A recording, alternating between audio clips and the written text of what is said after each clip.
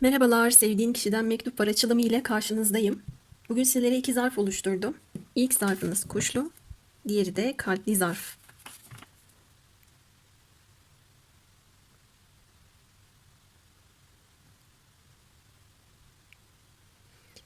Seçtiğinizi düşünüyorum. Kuşludan başlayalım.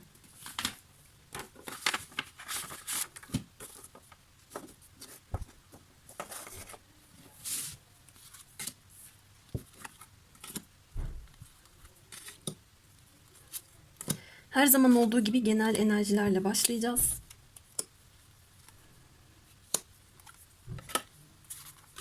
Düşünceler, duygular, arzular, tutkular diye gideceğiz.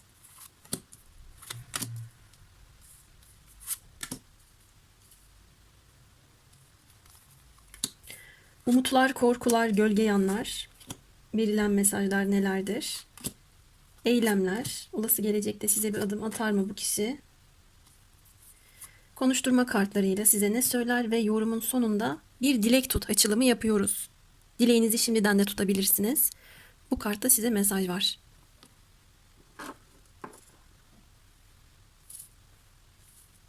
Evet, enerjisinden başlıyorum.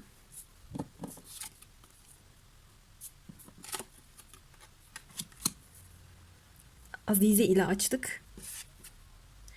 Durağan pasif bir enerjide olabilir. Şimdi buradaki pasif kelimesini olumsuz almanızı istemiyorum. Sadece olayları yeniden gözden geçirmesi, iç sesini dinlemesi, ne neden yaşandı, biraz şöyle geri çekilip düşünmesi, aklınızdaki kişinin enerjisinde bunlar gelmiş. Ama benim burada hissettiğim şey sizle ilgili bir enerji de burada saklı. Özellikle kartları daha açmadan beynime bilgiler, içime sezgiler yağmaya başladı. Özellikle de siz bu kişiye iletişim açısından ket vurduysanız, kendinizi bayağı bir geri çektiyseniz, şu anda çok gizli bir noktada duruyorsanız, niye böyle bir hamle yaptığınızı sorguluyor. Nerede neyi eksik yaptı? Bunu araştırıyor. Sizi takip etmeye çalışıyor. Sizi çok ulaşılması güç bir noktada bulduğunu da görüyorum. Bu kişinin enerjisinde Terazi burcu, Boğa burcu ve Yengeç burcu gelmiş. Ama burada sizin enerjinizi de gördüğüm için bu burçlar sizin de olabilir ya da enerji açısından. Şimdi arkadaşlar, bu kişinin hayatında iletişimle ilgili bir gündemi var. Seslere, sözlere, kelimelere, şiirlere, şarkılara, her duyduğu melodiye anlam yüklüyor olabilir. Bir kitap okuyor olabilir. O kitaptaki bir cümle ona sizi hatırlatıyor olabilir. Aranızda bir küslük varsa size zeytin dalı uzatmak istediğini, sizinle barışmak istediğini görüyorum. Enerjisinde hayatında öyle çok beni boğan, daraltan, sıkan bir durum çıkmadı. Ya da aşırı derecede meşgul, başını bile kaşıyacak vakti yok diye bir şey söyleyemem. Bir bolluk bereket teması var. Para kazanması, mevcut varlıklarını arttırması. Bir kısım açısından şans oyunları diye isim geldi. Nasıl daha zengin olabilir? Nasıl daha şu anda bulunduğu halinden çok daha iyi olabilir? Bunlarla ilgili bir durum içerisinde olduğunu da görüyorum. Geçmişini, anını sorgulayarak gelecekte nasıl iyi olabilir? Hangi adımları atarsa bunun üzerine de yoğunlaştığını görüyorum. Hayatında belli başlı parçalar eksik bu kişinin. Ben hep sizin enerjiniz olarak görüyorum. Siz bu kişinin hayatına çok nezaketli bir yaklaşımda bulunmuş olabilirsiniz. Sizi de çok zarafet dolu, sevgi dolu, adil ve uyumlu görüyor olabilir. Sizinle bu temalar içinde bir çözüm yolu, bir çıkış yolu bulmaya çalışacak da olarak çıkmış. Bu kişinin iletişimle ilgili bir derdi var. İsminin içinde A harfi olabilir. Çok fazla A tekrarlanmış. A ile başlıyor da olabilir ismi. Kafasında çok fazla soru işareti var. Ben buraya birkaç tane kart daha açmak istiyorum. Enerjisinde bana çok öyle detaylı bir mesaj vermedi. Sağlık, huzur, mutluluk isteyen bir yanı çıkmış. Bu kişinin daha çok bana yansıyan enerji şu şekilde ki sizle ilgili oturtamadığı parçalar var. Eksik bilgiler var. Araştırıyor, arıyor, tarıyor. Neyi nereden bulabilirim, nasıl yapabilirim? Hiçbir şekilde size ulaşamıyorsa bütün kaynakları, yolları deniyor olabilir. Sosyal medyayı tarıyor olabilir. Gözümün önüne ne geldi biliyor musunuz? Arama motoruna isminizi bile yazdığı çıktı şu anda. ya da çeşitli platformlara yazıyor olabilir sizi. Onu nereden bulabilirim? Acaba hayatında neler olup bitiyor gibi. Veya şöyle de söyleyebilirim. Ee, Bu dikkatimi 2 tane kitap figürü çekti. Bunlardan biri kapalı, diğeri açık. Sizin yazdığınız, sizin söylediğiniz, size çok açıklayıcı gelen bir mesaj bu kişiye gizemli gelmiş olabilir. Ya da henüz o bilgiye vakıf olmamış olabilir. Söylediklerinizi idrak edememiş olabilir. Şu anda bu durumlarla ilgili yavaş yavaş algısının artmaya başladığını görüyorum. Ve bir terazi geldiği için önümüzdeki Ekim ayının son haftasına kadar olan süre zarfında sizle ilgili bu kişinin bir aydınlanma yaşayacağını gördüm. Ben Instagram'da bazen deste seç, kart seç açılımları yapıyorum. Bir aha anı diye kartların birinde bir şey yorumlamıştım arkadaşlar. Burada da aynen öyle bir senaryo var. Bu kişinin sizle ilgili bir aydınlanma yaşayacağını, buldum diyeceğini görüyorum ve kafasında her nasıl bir soru işareti varsa bunları keşfedeceği çıkmış. Hayatında şu anda enerji açısından da bilge, olgun, anlayışlı birinden tavsiyeler alıyor olabilir. Ama ben bu konunun sizle ilgili olduğunu görüyorum. Yine de şuraya daha açıklayıcı olması açısından bu eksik parçalar nedir ve neyi arıyor tarıyor bunu bir sormak istedim. Kılıç sekizlisi. İletişim yok arkadaşlar aranızda. Ya aşırı derecede az var ya da hiç yok. Sizi hiç göremiyor.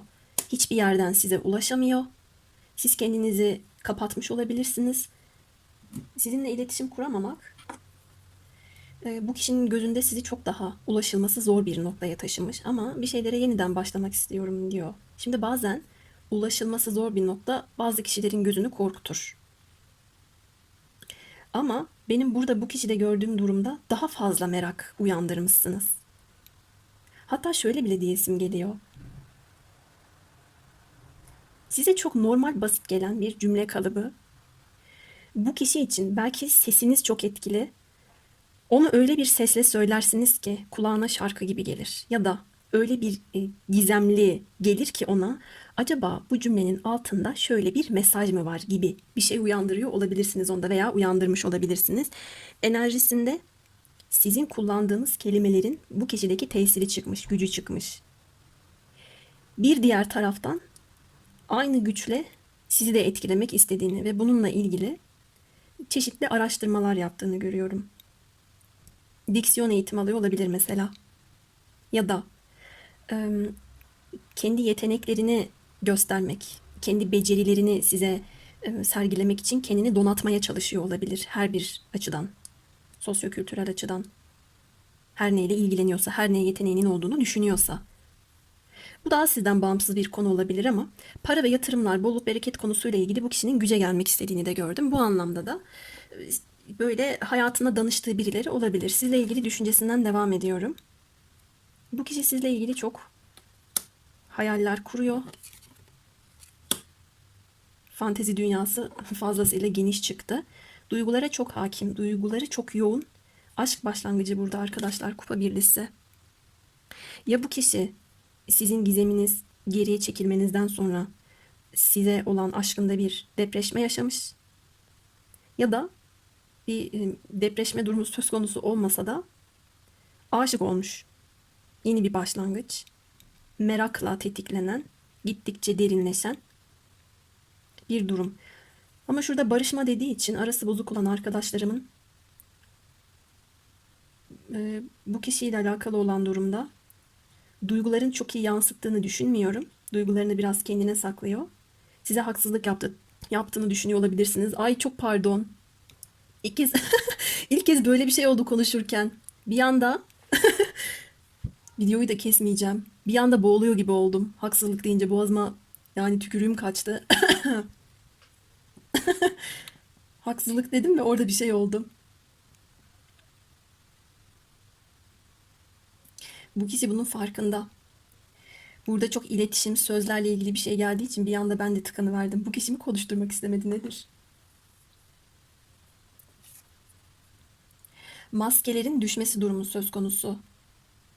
Şu arkadaki mabet gibi tema dikkatimi çok çekti benim. Burada bir savaş veriliyor. Arkadaşlar hani izlediğinizde bilmiyorum da Yüzüklerin Efendisi filminde Savaşan ölü ordusu vardı ya. Ölü ordusunun kumandanının şurada suratını görüyorum. Gözümün önüne öyle bir şey geldi. Yakınlaştırayım iyice. Şu. Arkada bir savaş verilmiş, bir arbede var. Bir şeyler yaşanmış. Hatta kayıplar bile yaşanmış olabilir. Hayal kırıklığı duygusu yaşayan burada sizsiniz. Ve kendinizi kapatmış olduğunuzu görüyorum. Buradaki kadının kolları da çapraz. Kalbinizi kapatmış ya da iletişime kapalı olabilirsiniz. Bir yas tuttuğunuzu söyleyebilirim. Bunu, şunu, şunu bağdaştıracağım şimdi. Çok gözüme çarptı çünkü. Ve buradaki kalkanda da bir tanrıçaya benzeyen bir dişil var. Aslında bunu koruyorlar gibi de. Ve kalkan olarak kullanıp kendilerini koruyor gibilerde. Ne kadar ilginç. Bunu iki türlü hissettim. Bu arkadaki olan durum aklınızdaki kişinin, sevdiğiniz kişinin ruh hali. Duygular konusuyla ilgili vermiş olduğu bir savaş. Bunu o kadar geri planda yapmış olabilir ki size geri planda bir takıntı çalıştırdığını da görüyorum. Belki siz onun kalkanı olmuşsunuz. Kendi iç dünyasında bu iletişimsizlikle geçen süreç içerisinde dışarıdaki olumsuz durumlara karşı aklına sizi getirip korunmuş olabilir. Ama bir anlamda da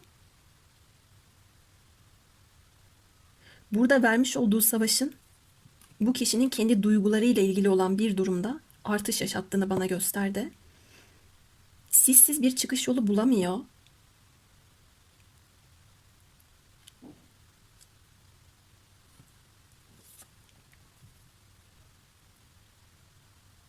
Yüzleşmek istediğini de görüyorum. Ben bir yandan benzettiğim şeyi de düşünüp konuşurken kafamda film de dönüyor. O filmde ne vardı? Tam bu sahnede ne oluyordu? Çok önemli çünkü.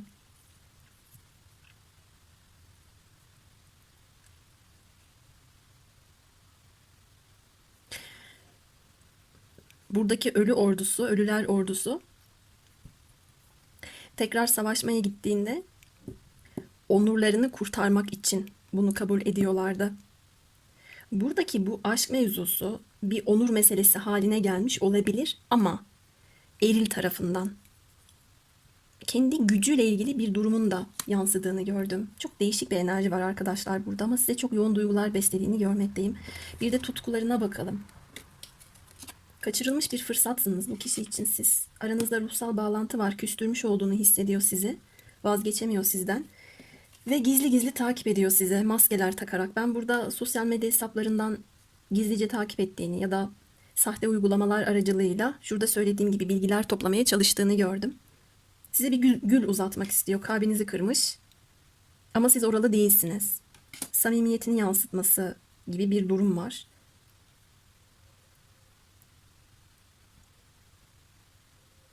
Burada bir kahvaltı resmedilmiş. Çay, kahve, fincanlar. Böyle bir an paylaştıysanız bunu hayal ediyor olabilir. Bu kişi her şeyi hayal ediyor arkadaşlar bu arada. Sizle yaşamış olduğu, yaşayamamış olduğu, içinde kalan ya da olmasını dilediği her ne varsa hayal dünyası bayağı bir geniş. Her şeyi hayal ediyor diyebilirim. Siz kendi halinizdeyken bile hem size hayran hem de takip ediyor bir yandan.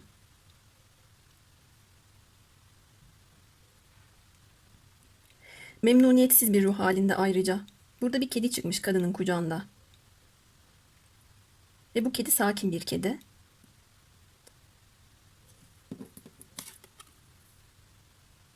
Buradaki adam da kadından bir şeyler rica ediyor. Elini tutmuş. Bu aklınızdaki kişi. Başka bir kişi değil. İşte gönül almaya çalışması, bir şeyler anlatmaya çalışması, telafi etmeye çalışması gibi gibi. Peki korkularına, umutlarına ve gölge yanlarına bakalım. Aa, çok tatlı. Ve arkada da kuş figürleri vardı. Az önce de dikkatimi çekti. Haber geliyor olabilir bu kişiden size.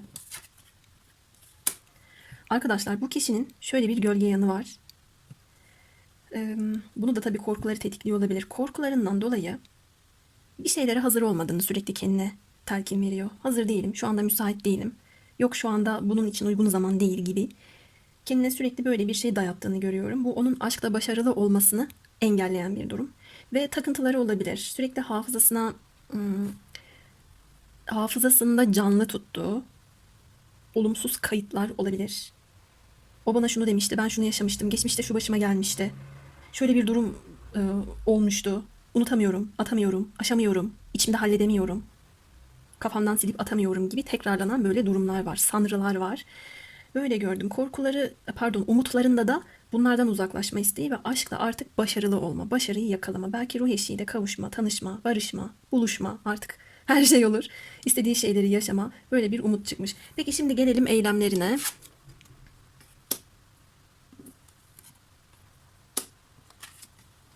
Burada bu kişi adım atacak gibi gözükmekte. Ama çevredeki insanların olumsuz etkilerinden sıyrılmayı başarabilirse, biraz tembel olarak da gelmiş, zamanı bıraktığını görüyorum.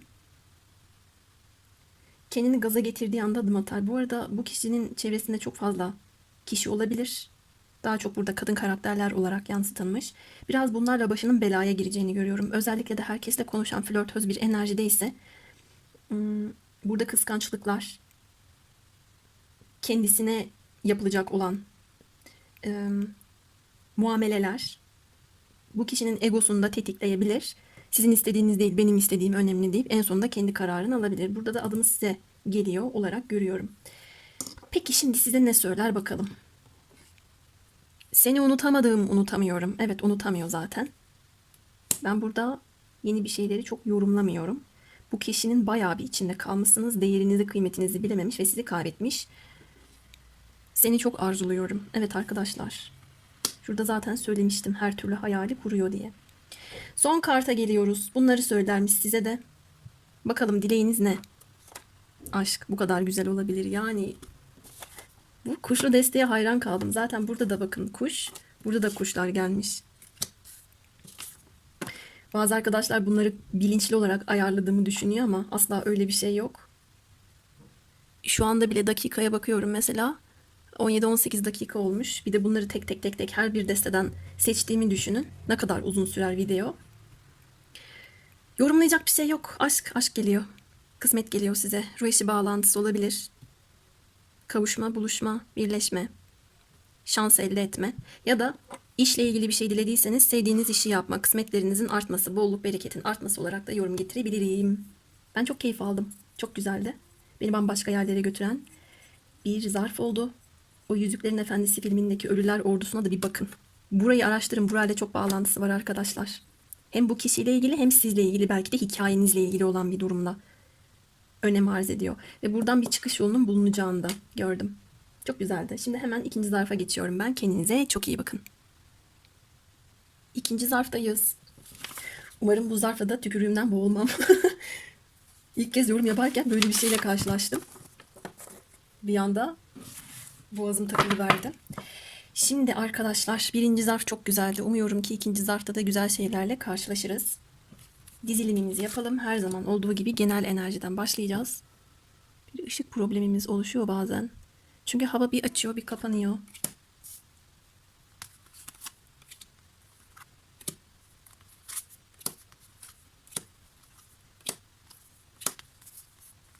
Düşünceler, duygular, tutkular.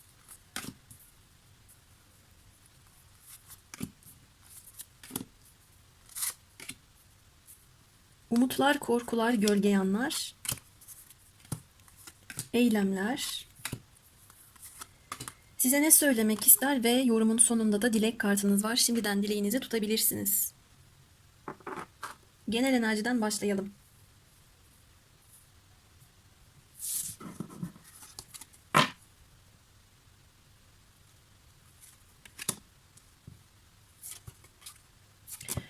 Evet, bu kişinin genel enerjisinde aniden bir kaosun içerisine girdiğini görüyorum. İşler Arap saçına dönmüş olabilir. Boğazım niye neden böyle olmaya başladı? Bugün bir şey var. Açılım enerjileriyle de ilintili olduğunu düşünüyorum. Bir anda boğazıma sanki bir şey sarılıyor gibi ve konuşamıyorum. Kelimeler çıkmıyor. Şu anda da sesim gitti mesela. İletişimle ilgili çok büyük sıkıntı ya da aniden söylenmiş bir sözle beraber kayıplar yaşanması bu kişinin hayatında ve gündeminde olarak gelmiş. Burada hayal kurma, hayallerle ilgili bir şey geliyor ama bana geçtiği enerji hayal kırıklığı. Çok yoğun bir düş kırıklığı şeklinde. İlerlemek istediği ama ilerleyemediği bir takım konuların varlığını görüyorum. Servilia'nın mezarı gelmiş.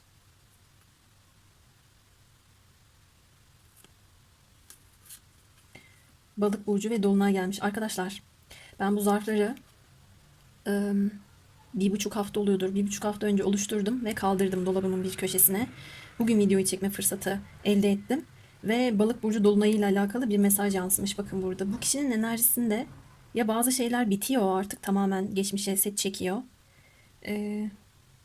Tarihte Servilia çok nazik bir kadındır. Çok aşık bir kadını bize söyler.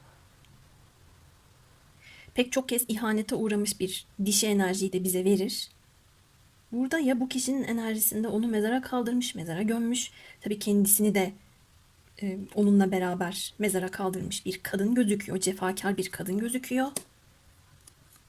Ya da kendisi artık bu kadınla ilgili olan durumu yaşadığı kaoslarla beraber, engellerle beraber bitiriyor arkadaşlar. Enerjilerde balık burcu, yengeç burcu ve ateş burçları ağırlıkta. Koç, aslan, yay. Bu kişinin şu anda hayatında bir şeylerin iyi gittiğini görmüyorum. Hele hele gece vakitlerinde buhran yaşıyor olabilir. Olabildiğince içgüdüsüyle hareket etmeye çalışıyor ama geç kalmış olabilir. Böyle bir senaryo var.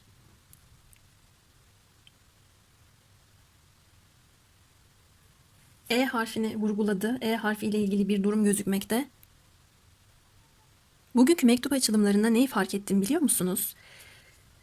İlk zarfta da aynı şey vardı.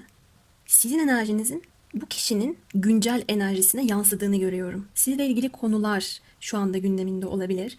Romantik hissediyor olabilir, aşık olma duygusu olabilir ama bir o kadar da hayal kırıklığı, bu duyguların ona çok ağır gelmesi, kaldıramaması, düşündükçe hem bu aşkın içinden çıkamıyor oluşu hem sizi kaybettiğini düşünüyor oluşu var. Çünkü siz bu kişi için çok sağduyulu, sevecen ve şefkatli biriymişsiniz dişil arkadaşlarım. Eğer beni dinleyen eril arkadaşlarım varsa ki az sayıda olduklarını biliyorum.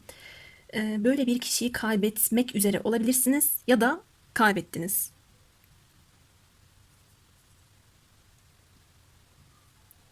Buradaki dişinin kıskançlıklarla ilgili bir durum içerisinde olduğunu görüyorum.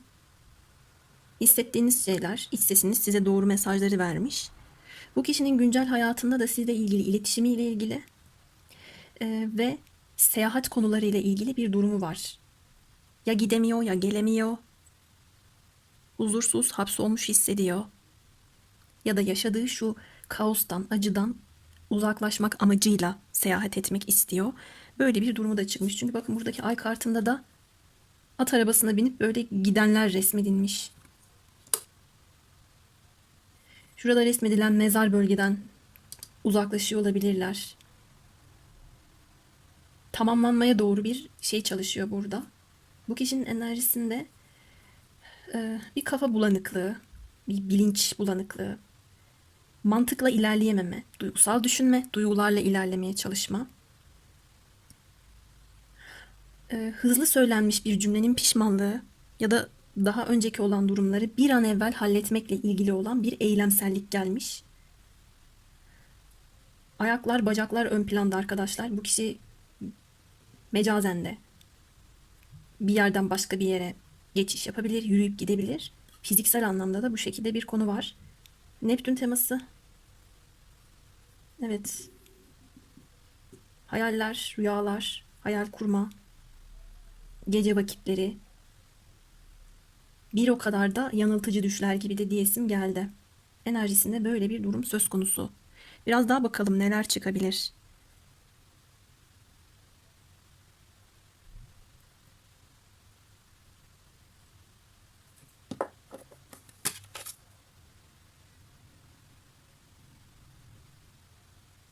Burada resmedilen deniz kızının balığın kuyruğundaki şu iki yüzgeç dikkatimi çok çekti benim.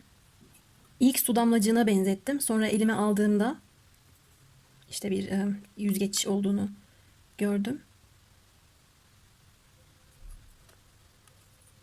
Şöyle çevirdiğimde de göze de benziyor. Ama kesinlikle bu sezgisel göz arkadaşlar. Duyularla ilgili bir şey çalışıyor. Bu açılımda çok su yoğunluğu var. Boğdu beni ya. Vallahi yani boğdu. Su, sürekli su teması var. Hatta burada bakın ateşle gördüğümü söylemiştim size ama buradaki su bu ateşi söndürmüş. O kadar çok su var ki. Havaya da buharı çıkmış gibi. Gerçekten. Şu kart benim için böyle ne kadar işte güzel düşler var falan gibi hissettirmedi. Enerji kanalından bana gelen bilgide hiç öyle bir şey yok. Oradaki yansıma buhar gibi bana geliyor. Bu kişiyi boğup boğup atan bir duygu durumunun olduğunu gördüm ben. Ve bunun sizle bir bağlantısı çıktı. Acıdan uzaklaşmak istiyor. Peki sizle ilgili neler düşünüyor? Bir de buna bakalım. Yıkılan kule bakın. Aniden sarsılan biten, şok verici bir biçimde sonlanan bir durum var. İlahi bir müdahale ile de olmuş olabilir bu. Amanın bu ne? Bu ne? Kabuslar, korkular, sancılar, pişmanlıklar, vicdan azabı ne ararsanız var. Bu kişi mi sizden gitti? Geberiyor acısından. Siz mi bu kişiyi terk ettiniz? Mahvolmuş. Ben bana çok gerçekten bir sıkıntı enerjisi geldi. Duygular beni çok boğuyor. Öyle hissediyorum. Gece vakitlerinde daralıyorum, bunalıyorum. Bir yandan düşünmek istiyorum, hala hayalini yaşatmak istiyorum. Bir yandan istemiyorum. Bu belki de hem sizin enerjiniz, karşıdaki de olabilir. Bugünkü açılımlar beni şaşırtıyor. İki zarfta da yansıma enerjiler çok gördüm. Sevdiğiniz kişiden mektup var, sevdiğiniz kişiye de sizden mektup var. Başlığı böyle değiştireceğim. Böyle çıktı çünkü.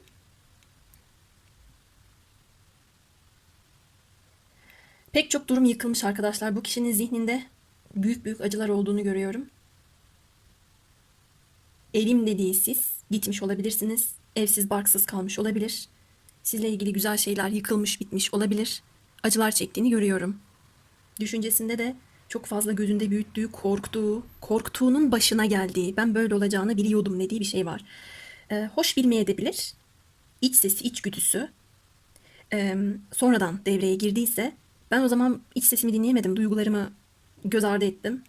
Şimdi daha iyi anlıyorum dediğini de görüyorum. Neden daha önce göremedim ki deyip kendisine psikolojik baskı da yapıyor olabilir. Ay ne kadar beni rahatsız etti buradaki kurtlar, kurtçuklar. Bakın arkadaşlar hep benim şu duru görü olarak gördüğüm şeylere çok önem veriyorum ve fiziksel anlamda hissettiğim her şeye. Buradaki yüzgeçleri göze benzettiğimi size söylemiştim. Görünenler, hissedilenler, görmek bile istenmeyenler, gördükçe psikolojisinin bozulduğunu düşünenler. Böyle bir durum var. Geçtiğimiz videoların birinde ben yine böyle elime bir kartı alıp yorum getirmiştim. Bazı kartları bilgiyle yorumluyorum, bazı kartları da sezinsel bilgiyle yorumluyorum. Bir arkadaş bana ergence yorum yaptığımı yazmış. Şimdi arkadaşım sen baktığında sadece şunu görüyorsun. Ama ben her şeyi görüyorum, her şeye odaklanıyorum. Dördüncü, beşinci boyuta kadar çıkıyorum. Ruhumu katarak yorum yapıyorum. Bu kartın anlamı bu geç, bu kartın anlamı bu geç yapmıyorum. O yüzden dinlediğin şeyi anlayamıyorsan yorum bari yapma. Ben de bir güzel engelledim kendisini. Çünkü bu kanalda e, haksız eleştiriler, böyle neyi nasıl yorumladığımı anlamadan saçma sapan yorumlar görmek istemiyorum, bana saygısızca geliyor. İnsan gibi sorsaydın, deseydin ki o kartla bunu nasıl bağdaştırdın, söyler misiniz deseydim ben açıklardım. Burada da aynı senaryo gelince bir anda bir şey yapıverdim. Beni oraya gönderdi. Enerji. Her neyse. Burada da belki öyle düşünecek olan arkadaşlarım olabilir. Ama bunun açıklaması bu. Ben mesela şuna baktığında çok az bunu göze benzeten bir kişi olabilir. Kartı eline alıp evirip çevirerek her detaya didik didik didik bakan çok az kişi olur. O az kişilerden biri olduğumu düşünüyorum. Bu yüzden de eleştiri kabul etmiyorum. Bu konuda haksız eleştiri olarak değerlendiriyorum. Beni eleştirecek frekansta olduğunu düşünmüyorum eleştiren arkadaşların. Her neyse. Burada benim gördüğüm senaryo böyle. Bu kişi çok içini kurtlar kemiren, zihnini zihnine sanki zehirli solucanlar atmışsınız. Zihnindeki ona umut aşılayacak, ona mutluluk verecek kelimeleri duyguları, düşünceleri bile kemirip tüketen bir halde bırakmış gibi enerji ya da sizin etkiniz. Bu kişiyi ben iyi görmedim. Peki duygularına bakalım.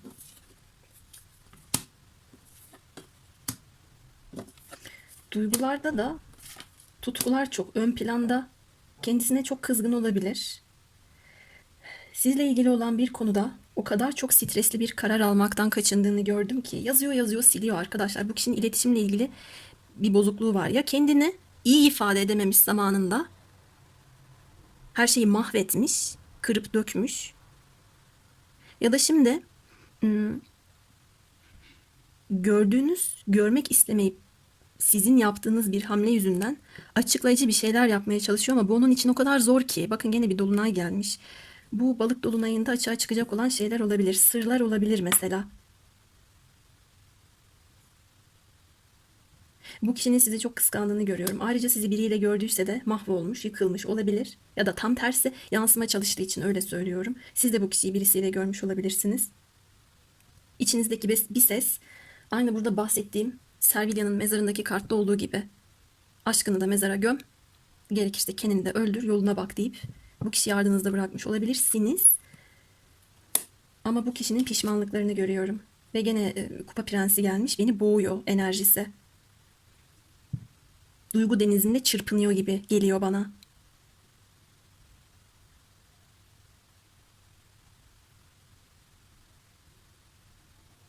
Ve tabii bunu daha günümüz şartlarına uyarlayacak olursam sosyal medyadan, telefonunuzdan size yazıyor yazıyor siliyor olabilir. Tam bir şey yazıyor göndereceğim diyor. Sonra ruhsal ikileme düşüyor, karmaşaya düşüyor ve güvensiz hissedip göndermiyor olabilir. Şu anda duygusunda böyle bir konu algıladım ben.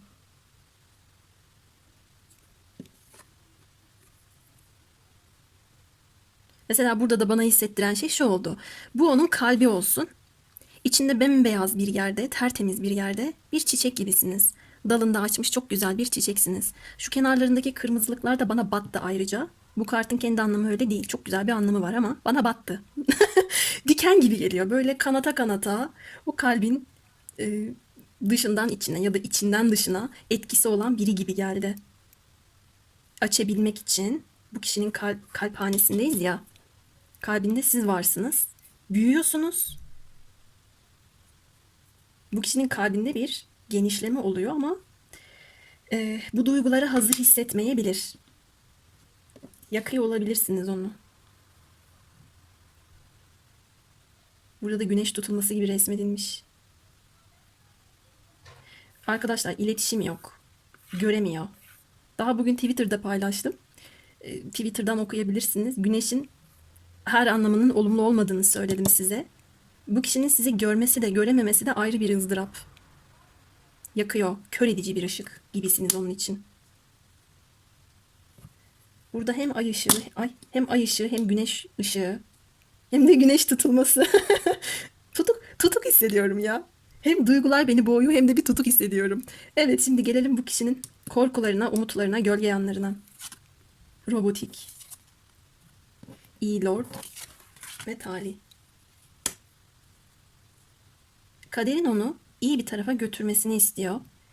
İyi özelliklerinin açığa çıkmasını, iyi bir kişi olmayı istiyor. Bunu umut ediyor. Ama bu kişinin söylemleri biraz sıkıntılı. Gölge özelliğinde robotik bir ifade şekli olabilir. Duyguları ifade etmeyi beceremiyor olabilir. Çok makineleşmiş, dümdüz ya da sistematik, fazla analitik. Boğaz çakrası iyi çalışmıyor da olabilir, böyle olabileceği gibi. Nedense buradaki çarklar dönüyor gibi gözümde değil de durmuş gibi canlandı. Konuşma yok, ifade yok. Bozulmuş buradaki dişli çarklar dönmüyor. Dönebilmesi için bakıma ihtiyaç duyuyorlar.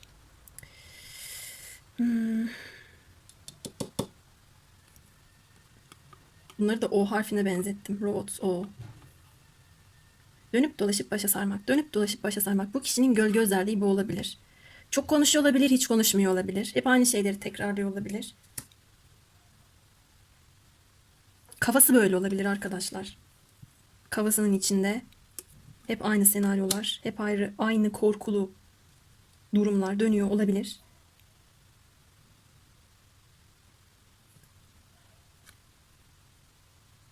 Kaderin çarkında artık kısır döngüye saplandığını düşündüğü bir yerden çıkmak istiyor ve bakın buradaki kişi çarkın en yukarısına çıkmış. Diğer insanların da böyle üstüne biraz basıyor gibi resmedilmiş ama kollarını şöyle yapmış. Başardım der gibi. Bunu da umut ediyor. Peki şimdi size adım atar mı? Eylemleri olur mu? Buraya gelelim.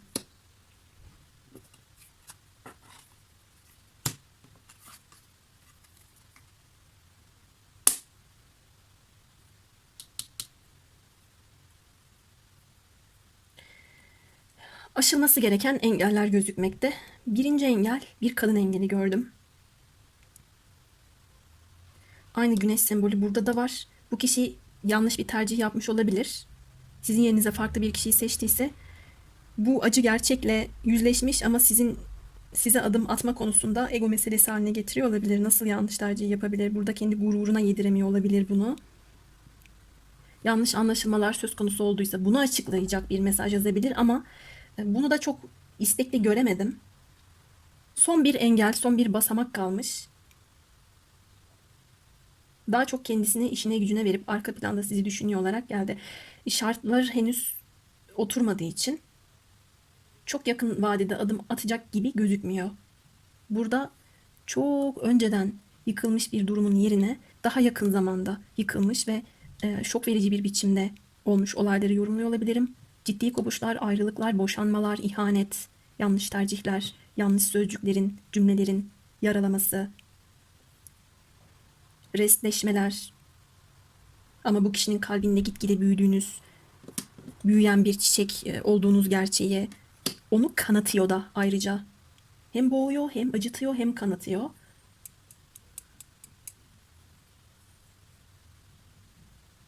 Bu kişinin kendi gücüne ve kendi hayatına sarılan bir olumsuz faktör var. Bundan sıyrıldıktan sonra ancak size adım atabilir. Hemen bir adım göremedim ben arkadaşlar. Peki şimdi iletişim konusunda bakalım size ne söylermiş. Sana gelmeyi çok düşündüm. Evet, hala düşünüyor. Zaten kılıç dokulusu burada zihin kısmında o kadar çok düşünmüş ki artık kafayı yemiş olabilir. Düşün düşün düşün düşün nereye kadar. Benim ağacıma bakın. Bir de bu ağaca bakın. Daha bodur benimki. Bu kişi sizle kökleneceğini biliyor. Ama onun ağacına sarılmış da farklı bir yılan görüyorum arkadaşlar. Ondan kurtulması lazım. Seni üzmekten korkuyorum. Bence bu kişi size niye gelemiyor biliyor musunuz? Bir şeyler açığa çıkacak diye gelemiyor. Belki sizi aldattı. Gidip farklı birini tercih etti. Sizin de bunu hissetmediğinizi, bilmediğinizi düşünüyor. O yüzden bunlar açığa çıkacak diye korkuyor. Burada bir ihanet durumu da söz konusu olabilir. İhanet söylemlerle de olmuş olabilir. Bu açığa çıkacağı için buradaki engeli aşamadan adım atamadığını görüyorum. Çünkü korkuyor bu kişi. Yazıp yazıp siliyor, yazıp yazıp siliyor. Bu da olmadı. Bu söylemle de kesin ben berbat ederim, mahvederim diyor ve beğenmiyor. Peki. Şimdi bir kara kedi dolanıyor bu arada. Ondan da bahsedeyim. Aranıza bir kara kedi girmiş olabilir. Son kısımdayız. Artık dileğinize bakalım. Bu mektup da böyleydi. Açıyorum dilek kartınızı. Cennet dedi. Cennet gibi bir yer, olmak istediğiniz bir mekan, gitmek istediğiniz bir şehir, ülke. Her neyse orayla ilgili bir mesaj veriyor. Burada bir köprü var suyun üstünde. Kartın sahip olduğu renk teması yeşil. Kalp çakrasında bize duyguları verir. Dilediğiniz şey duygusal bir köprü kurmak, bir yerden bir yere geçiş yapmakla bağlantısı olan bir şeyse bu da gerçekleşecek diyebilirim. Bir cennet teması geldiği için de hani mutlu olmanız, ödüllerinizi almanız, hak ettiğiniz şeylere kavuşmanız gibi bağlamlarda çıktı. Evet arkadaşlar, benim için çok çok çok güzel okumalardı. Ben çok keyif aldım. Sizlerle burada olmaktan da çok mutluyum. Bu hafta hiçbir kişisel yorum almadım. YouTube'a daha fazla eğilim göstermek için. Her gün size farklı açılımlarla geleceğim. Umarım siz de memnun kalmışsınızdır. Sonraki açılımlarda görüşmek üzere. Kendinize çok iyi bakın.